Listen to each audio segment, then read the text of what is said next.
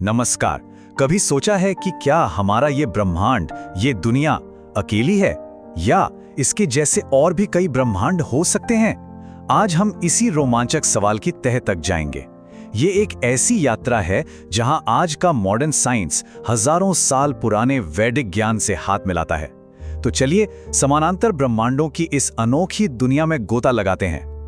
अच्छा चलिए एक सवाल से शुरू करते हैं। जरा सोचिए कि क्या हो अगर हमारा ही एक और वर्जन किसी और दुनिया में ठीक इसी पल एक बिल्कुल अलग जिंदगी जी रहा हो। ये कोई साई-फाई फिल्म की कहानी नहीं है, बल्कि एक ऐसी संभावना है जिस पर आज के वैज्ञानिक बहुत गंभीरता से बात कर रहे हैं। आज की मॉडर्न फिजिक्स हमें यही बताती है कि हमारा ब्रह्मांड शायद अकेला है ही नहीं। आप ऐसे कल्पना कीजिए कि एक बहुत बड़ा अनंत समंदर है और हमारा ब्रह्मांड उसमें तैर रहे अनगिनत बुलबुलों में से सिर्फ एक बुलबुला है। इसी कमाल की आइडिया को कहते हैं मल्टीवर्स थ्योरी, यानी अनेक ब्रह्मांड का सिद्धांत। ठीक है, नमस्कार।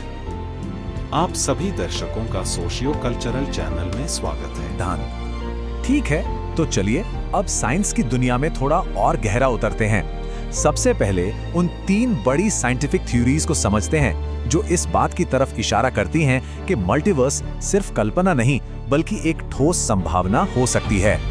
तो जो सबसे पहला पिलर है वो है क्वांटम मैकेनिक्स। ये थियरी कहती है कि किसी भी घटना के जितने भी पॉसिबल रिजल्ट्स हो सकते हैं वो सब असल में होते हैं, यानी हर छोटे बड़े फैसले से एक नया ब्रह्मांड बन जाता है, एक नई रियलिटी शुरू हो जाती है। कमाल है ना? अब दूसरा आइडिया आता है स्ट्रिंग थ्योरी का। ये थ्योरी कहती है कि हमारी दुनिया में सिर्फ 3 डायमेंशंस यानी लंबाई, चौड़ाई, ऊंचाई ही नहीं है, बल्कि और भी डायमेंशंस हो सकते हैं जो हमें दिखाई नहीं देते। इसे ऐसे समझिए कि हमारा ब्रह्मांड कागज की एक पतली सी शीट जैसा है और ठीक उसके समानांतर शायद 1 मिलीमीटर की दूरी पर ही एक और कागज पर एक पूरा का पूरा दूसरा ब्रह्मांड मौजूद हो सकता है। और फिर तीसरा पिलर है कॉस्मिक इन्फ्लेशन। इस थियरी के मुताबिक बिग बैंग के फौरन बाद हमारा ब्रह्मांड एक पल में ही बहुत तेजी से फैला और इसी प्रोसेस में हमारे यूनिवर्स जैसे अनगिनत बबल यूनिवर्सेस बन गए और हर बुलबुले के अपने अलग नियम हो सकते हैं।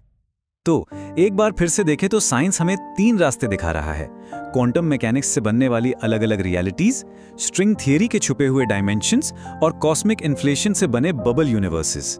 ये तीनों ही थियरी एक ही दिशा में इशारा कर रही हैं कि असलियत हमारी सोच से कहीं ज्यादा बड़ी और पेचीदा है। लेकिन क्या ये सारे आइडियाज वाकई में नए हैं? यहीं पर कहानी एक बहुत इंटरेस्टिंग मोड़ लेती है, क्योंकि जब हम देखते हैं कि ये मॉडर्न आइडियाज हजारों साल पुरानी सोच से कितने मिलते जुलते हैं तो सच में हैरानी होती है। तो चलिए अब टाइम मशीन में बैठकर चलते हैं हजारों साल पीछे प्राचीन भारत में। हम ये देखेंगे कि कैसे हमारे ऋषियों ने बिना किसी टेलीस्कोप या लैब के सिर्फ अपनी चेतना और ज्ञान से ही अनंत ब्रह्मांडों की कल्पना कर ली थी।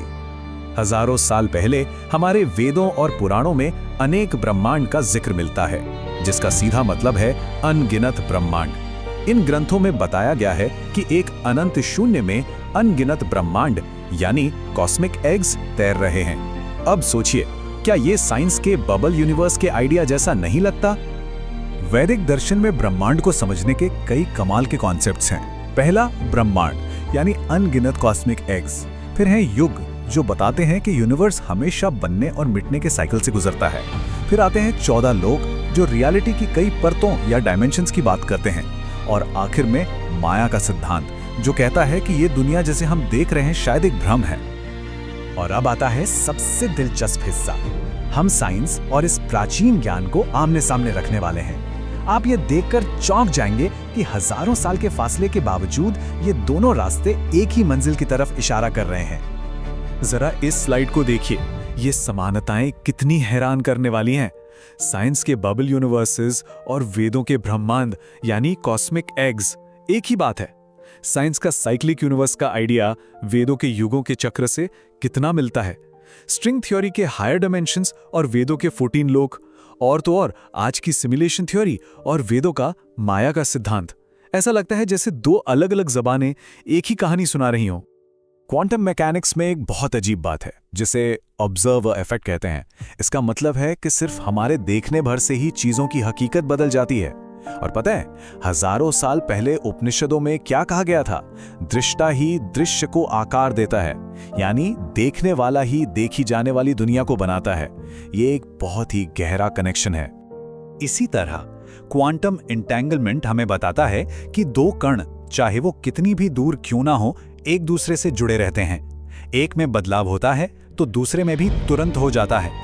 वहीं वेदांत का ज्ञान हमें सिखाता है कि हम सब, सारी आत्माएं एक ही यूनिवर्सल कॉन्शियसनेस का हिस्सा हैं, जिसे ब्रह्म कहते हैं। देखा जाए तो दोनों ही विचार हर चीज के गहरे जुड़ाव की ही तो बात कर रहे हैं। तो यहाँ सवाल ये उठता है कि क्या साइंस और स्पिरिचुअलिटी दो अलग अलग रास्ते होते हुए भी एक ही मंजिल की ओर बढ़ रहे हैं? क्या हकीकत को समझने के ये दोनों तरीके एक ही सिक्के के दो पहलू हैं? आइए इस पर थोड़ा और सोचते हैं। देखिए, मल्टीवर्स अभी भी एक थ्योरी है, ये साबित नहीं हुआ है, लेकिन वैज्ञानिकों को कुछ ऐसे संकेत मिल रहे हैं जो इसकी तरफ इशारा करते हैं। जैसे ब्रह्मांड की पहली रोशनी में कुछ अजीब से ठंडे धब्बे मिलना, या यूनिवर्स के फैलने की रफ्तार का उम्मीद से थोड़ा अलग होना।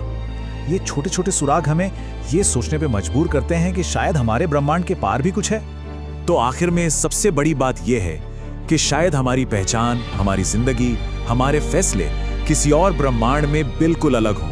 हो सकता है किसी और दुनिया में बैठा हमारा ही कोई रूप इस वक्त कुछ और ही कर रहा हो। समानांतर ब्रह्मांड, एक तरफ विज्ञान इन्हें समीकरणों में ढूंढ रहा है और दूसरी तरफ वेद इन्हें आत्मा की आंखों से देखते आए हैं। और हो सकता है कि सच इन दोनों के बीच में ही कहीं हो।